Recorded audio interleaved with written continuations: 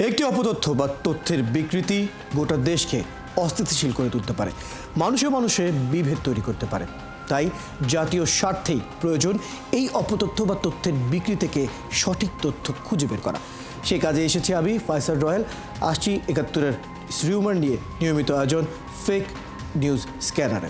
আমাদের সাথে থাকবেন আমাদের দুজন অতিথি। আমাদের সাথে থাকবেন কেন্দ্রীয় বিএনপির ভাইস চেয়ারম্যান শামসুজ্জামান দুদু এবং আরও আছেন deputy attorney general advocate Mohammad Ershadul Bari. আপনাদের দুজনকেই স্বাগত জানাচ্ছি rumor scanner fake news scanner নিউজে। আপনাদের সাথে আমরা আলাপে যাব, তবে তার আগে আমরা প্রতিবেদন দেখে পেয়েছি। ত্রয়োদশ জাতীয় সংসদ নির্বাচনের তারিখ ঘোষণা করল ডক্টর ইউনূস। শীর্ষক একটি তথ্য সামাজিক যোগাযোগ মাধ্যমে ভাইরাল। মুহূর্তেই কমেন্ট সেকশনে নানা উত্তেজনা। শেষমেশ ফ্যাক্ট চেক করে জানা গেল এটা ছিল গুজব। অপরদিকে বিএনপি নেতা শামসুজ্জামান দুদু নাকি বলেছেন লন্ডনে বসেও রাষ্ট্র পরিচালনা করা যায়। পরে ফ্যাক্ট চেক করে জানা গেল সেটাও মিথ্যা তথ্য। দর্শক, সংবেদনশীল এমন 5টি অপতথ্যের ফ্যাক্ট চেক আমাদের হাতে। শুরুতেই সেটা দেখে নিই, চলো। ত্রয়োদশ জাতীয় সংসদ নির্বাচনের তারিখ ঘোষণা করল ডক্টর ইউনূস। শীর্ষক একটি তথ্য সামাজিক যোগাযোগ মাধ্যমে প্রচার করা হয়েছে। এটি ছিল গুজব। বরং কোনো নির্ভরযোগ্য তথ্য প্রমাণ ছাড়াই ডেইলি স্প্রিং 24 নামে ব্লগ স্পটে হোস্ট করা একটি ভুইফোর ওয়েবসাইটে প্রকাশিত কথিত প্রতিবেদনের বরাতে ভুয়া এই দাবি প্রচার করা হয়েছে। এদিকে বিএনপি নেতা শামসুজ্জামান দুদু নাকি বলেছেন লন্ডনে বসেও রাষ্ট্র পরিচালনা করা যায়। এমন দাবিতে অনলাইন নিউজ পোর্টাল গো নিউজ 24-এর ডিজাইন সম্বলিত একটি ফটো কার্ড ফেসবুকে ছড়িয়ে দেওয়া হয়েছে। ফ্যাক্ট চেক করে জানা যায় এটি ছিল অপতথ্য। বরং গো নিউজ 24-এর ফেসবুক পেজে শামসুজ্জামান দুদুর বক্তব্য নিয়ে প্রচারিত একটি ফটো কার্ড ডিজিটাল প্রযুক্তির সহায়তায় সম্পাদনা করে আলোচিত ফটো কার্ডটি তৈরি করা হয়েছে। মধ্যরাতে গুজবে সয়লাভ। আমাদের অবস্থা এমন হয়ে গেছে যে কোনো কথাই এখন দেশের মানুষ বিশ্বাস করে না।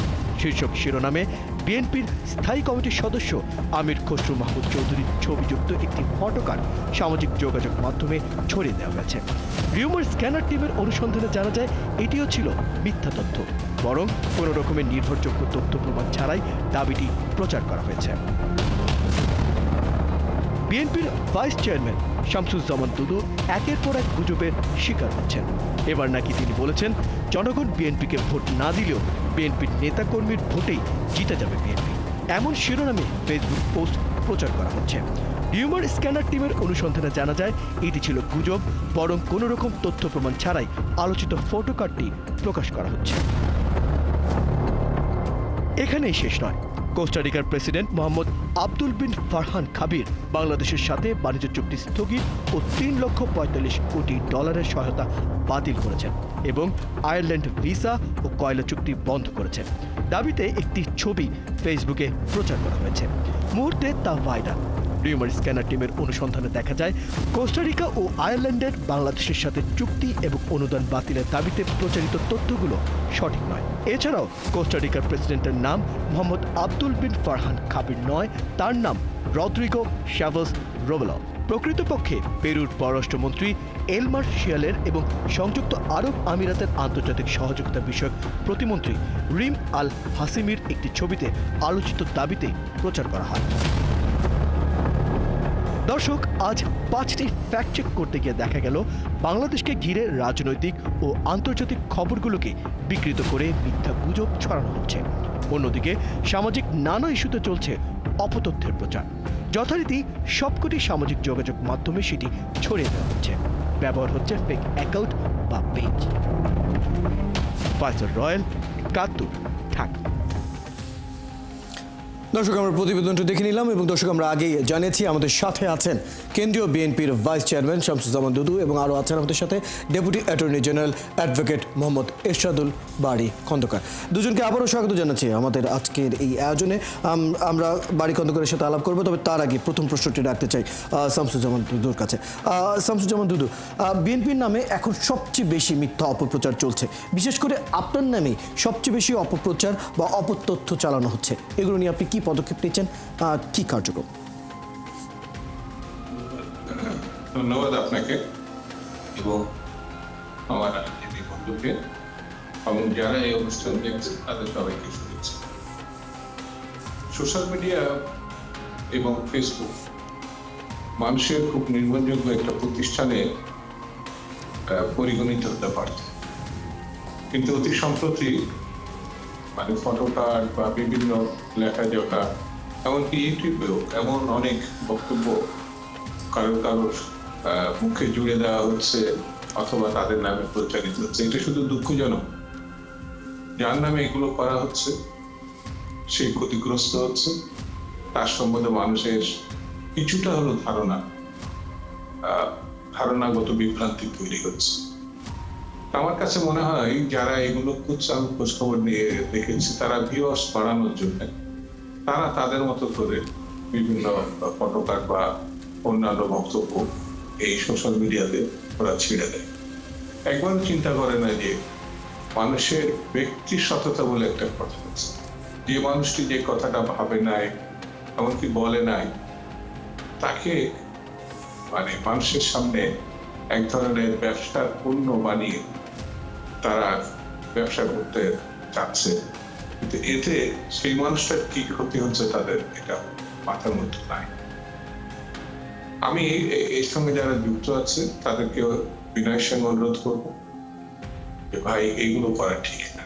আর এখানে আমাদের দেশাতুল সাহেব আছেন, তাকে এই কথাটা বলবো যে আইনগত দিক থেকে আমার এতটা জানা নেই যে কিভাবে বাংলাদেশ সরকারের বা বাংলাদেশের এতে ঠেকানোর কোনো আইন আছে কি, অর্থাৎ দুইভাবে আমরা তাদের মোকাবেলা করতে পারি।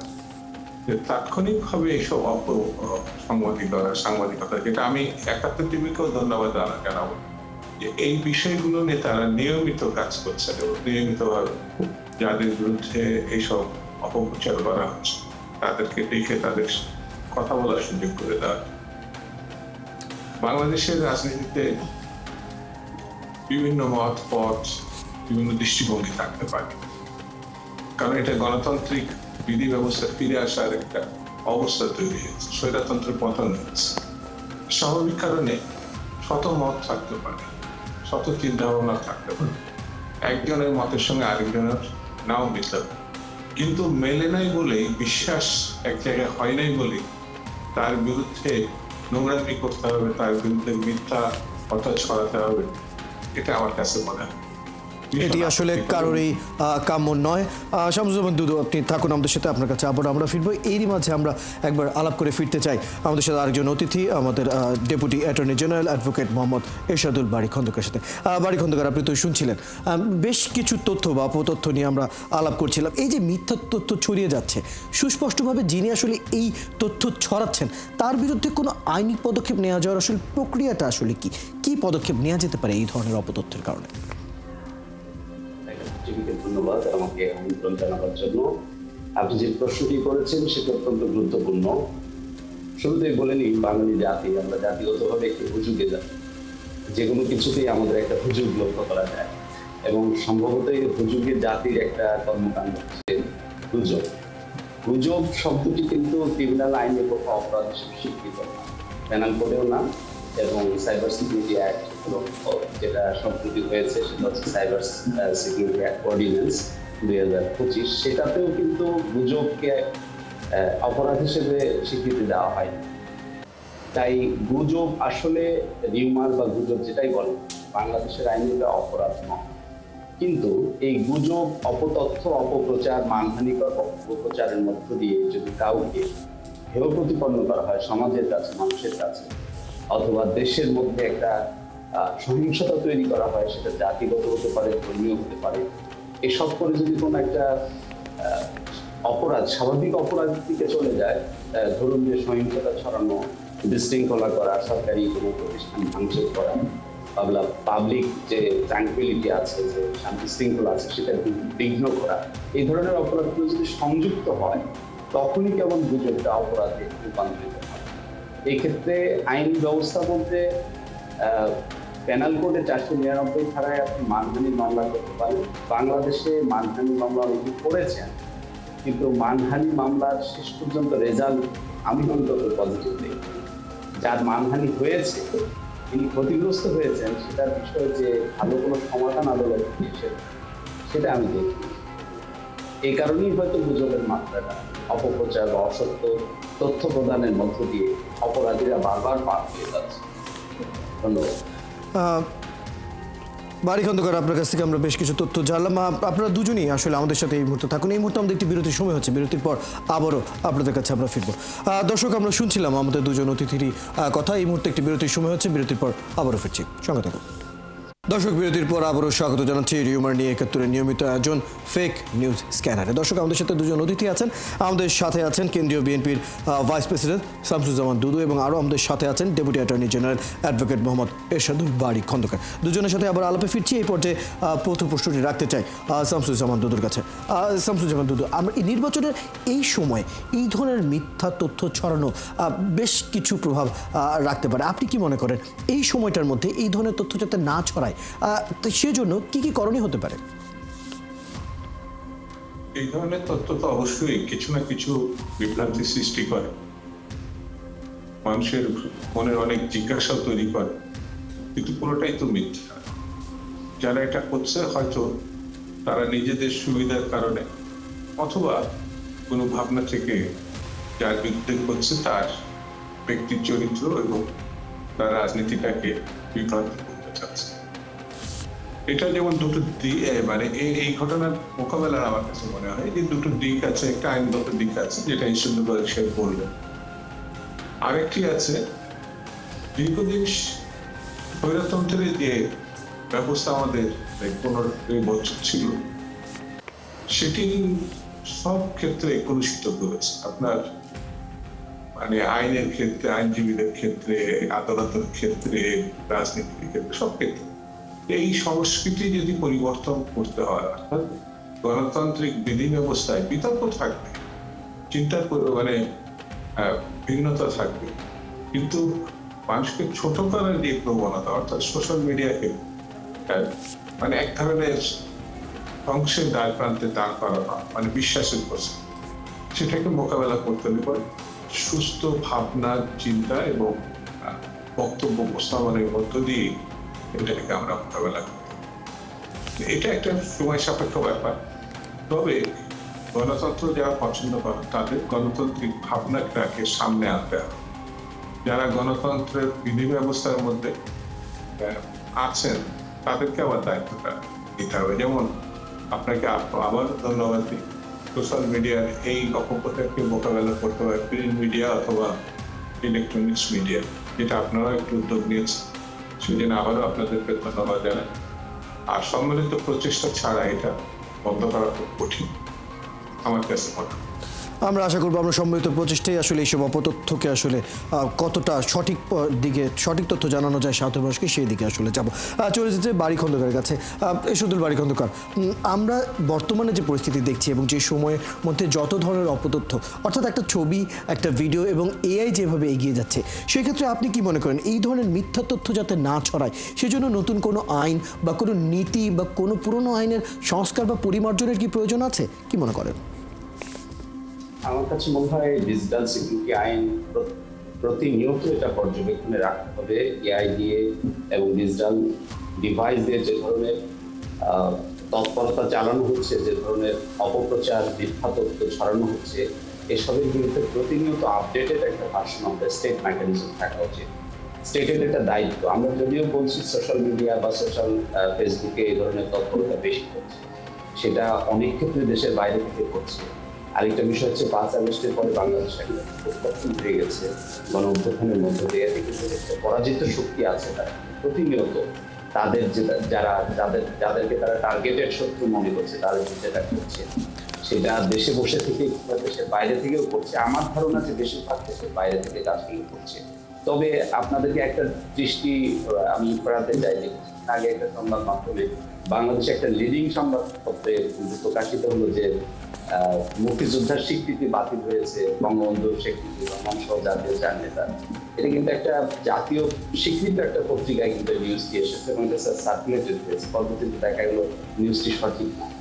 এখানেও কিন্তু রাষ্ট্র কোনো মেকানিজম, আমি জানি না যে তাদের ব্যবস্থা নিয়েছে কিনা প্রেস ইনস্টিটিউট অফ বাংলাদেশ কিংবা সংবাদপত্রের নীতি নির্ধারণী যে ফোরামগুলো আছে সেখানে কিন্তু তাদের একটা জোরালো অবস্থান এটা নেওয়া উচিত ছিল বলে আমি মনে করি।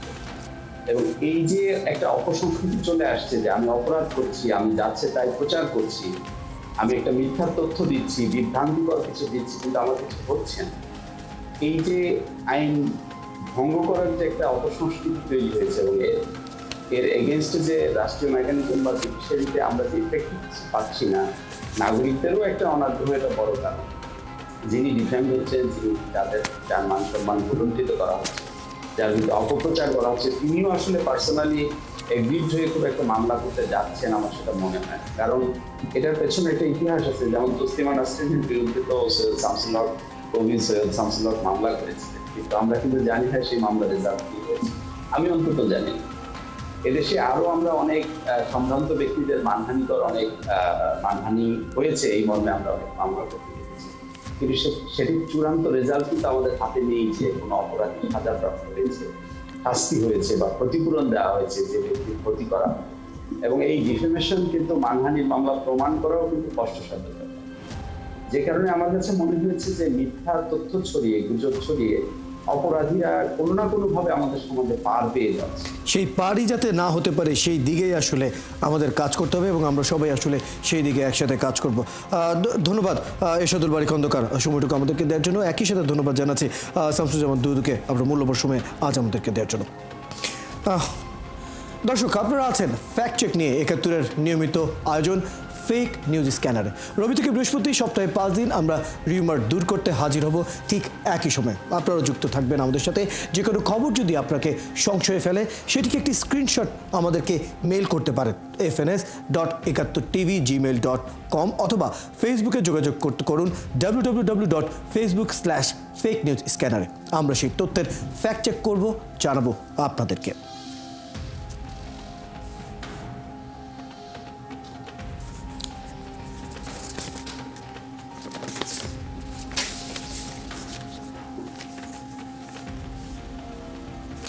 চটকদার শিরোনাম দেখেই ক্লিক করবেন না, প্রতিক্রিয়া জানানোর আগে ফ্যাক্ট চেক করুন। থাকুন ৭১-এর সাথে।